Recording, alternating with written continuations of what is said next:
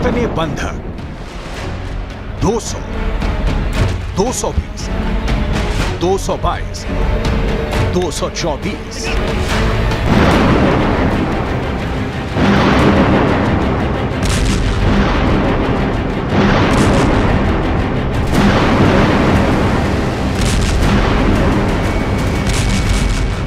Gaza पट्टी की जलती जमीन के नीचे बनी सुरंगों में हमास के आतंकवादियों ने कितने विदेशियों को कैद किया है? एग्जैक्ट आंकड़ा किसी के पास नहीं है। इन विभिन्न देशों के बंधकों के साथ हमास क्या सलूक कर रहा है, किसी को नहीं पता। इन बंधकों की कभी रिहाई होगी भी या नहीं, किसी को नहीं पता। इन बंधकों की लाशें भी इनके परिजनों तक पहुंचेंगी या नहीं, किसी को नहीं पता।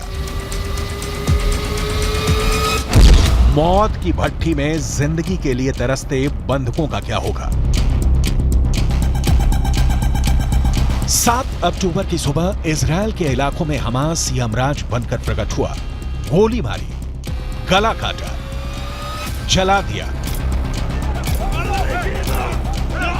और करीब 222 लोगों को बंधक बनाकर गाजा पट्टी ले गया।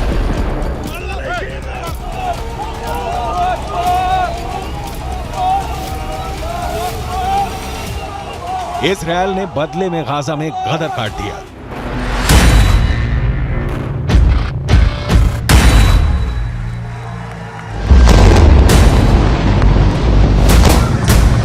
लेकिन इन 222 लोगों की जान तलवार की नोक पर अब तक लटकी हुई है। 5 देशों में इस वक्त इन हमास के बंधक बनाए गए लोगों की रिहाई के लिए बातचीत चल रही है।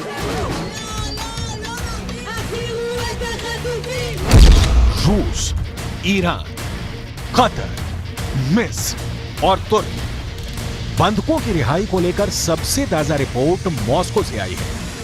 हमास के नेता ईरान के विदेश मंत्री को लेकर रूस के राष्ट्रपति व्लादिमीर पुतिन से मिलने रूस पहुंचे। पुतिन ने हमास से क्या कहा, इसकी डिटेल आगे। लेकिन अभी बंधकों को लेकर पुतिन के साथ बैठक के बाद ईरान ने जो कहा है वो जानना बहुत जरूरी है। इसके बाद दिखाएंगे कि इजरायल की इस पर क्या प्रतिक्रिया आई है। is ready to release civilian prisoners. On the other hand, the world should support the release of 6,000 Palestinians held in Israeli prisons.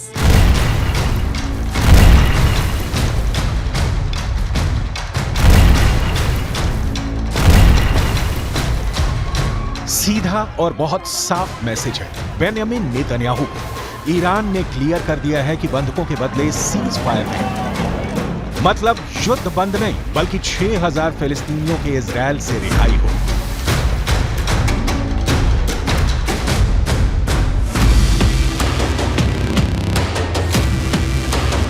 Israel ने कई सालों में फिलिस्तीन के हमास आतंकियों को अपनी जेलों में कैद रखा है। ईरान उनकी रिहाई की मांग हमास की ओर से कर रहा है। लेकिन सवाल है, क्या हमास की ये डिमांड इजरायल को मंजूर होगी या नहीं? युद्ध में कूदने की धमकी देने वाला, हमास को फंडिंग और ट्रेनिंग देने वाले ईरान के बोल मॉस्को में क्यों बदल गए, इसकी चर्चा आगे करेंगे।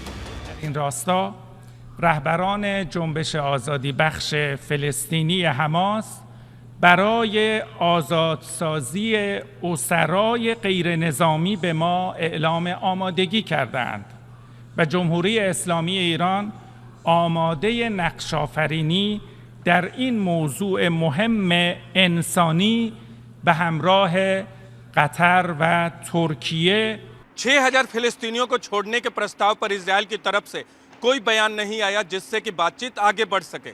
इजरायल ने बस इतना कहा कि वो एक्शन में है।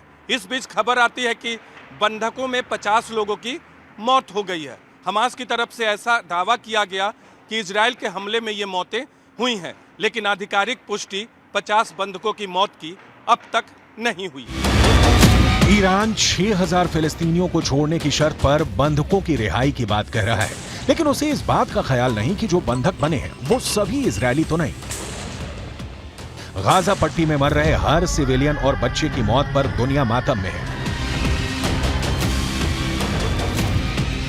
लेकिन बंधकों के साथ क्या हो रहा है, ईरान ये नहीं बता रहा। ईरान ने ही हमास को बंधक कला की ट्रेनिंग दी है।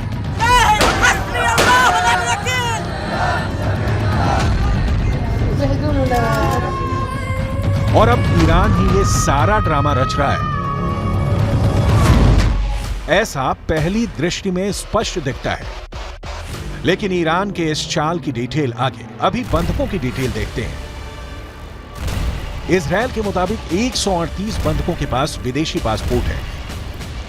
कई लोग दोहरी नागरिकता वाले हैं। इनमें 15 अर्जेंटीना के हैं, 12 अमेरिकी हैं, 6 फ्रेंच हैं, 6 रूस के नागरिक हैं, 1 चीन का नागरिक है, 1 श्रीलंका का है, 2 तंजानिया के हैं और 2 फिलीपींस से हैं।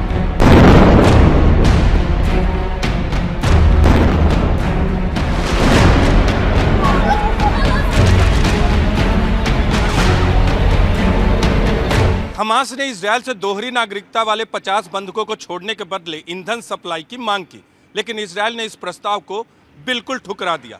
इजरायल ने साफ कहा कि जब तक सभी बंधकों की रिहाई नहीं होगी तब तक ईंधन सप्लाई की अनुमति नहीं दी जाएगी। इस बीच हमास का प्रतिनिधि मंडल मॉस्को पहुंचता है और वहां से ईरान का एक बयान आता है कि जब तक 6000 फिलिस्तीन कैदियों को नहीं छोड़ा जाएगा तब तक सभी बंधकों की रिहाई नहीं होगी। देखते हैं इसके बाद इजरायल का रुख क्या होता है।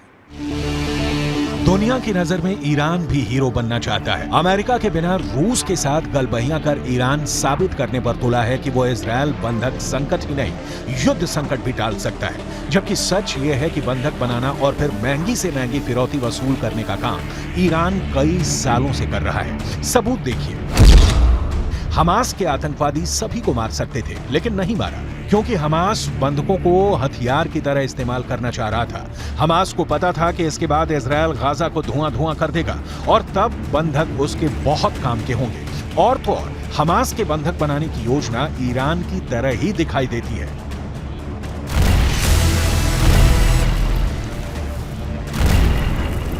ईरान बंधकों का कूटनीतिक इस्तेमाल कर आर्थिक फायदे उठाने के लिए बदनाम रहा है। साल 1979 में अमेरिकी दूतावास में धावा बोलकर 52 अमेरिकियों को बंदी बना लिया गया। ईरान ने करीब 1.25 साल तक इन्हें अपनी हिरासत में रखने के बाद अमेरिका से $8 अरब लेकर इन्हें रिहा किया। साल 2015 में ईरान ने अमेरिका के 5 नागरिकों को बंदी बना लिया और उन्हें 2023 में छोड़ा। इसके एवज में भी अमेरिका को ईरान के जब्त किए गए $6 अरब लौटाने को मजबूर होना पड़ा। मतलब 7 अक्टूबर को हमास लोगों को बंधक बनाकर गाजा पट्टी लाएगा।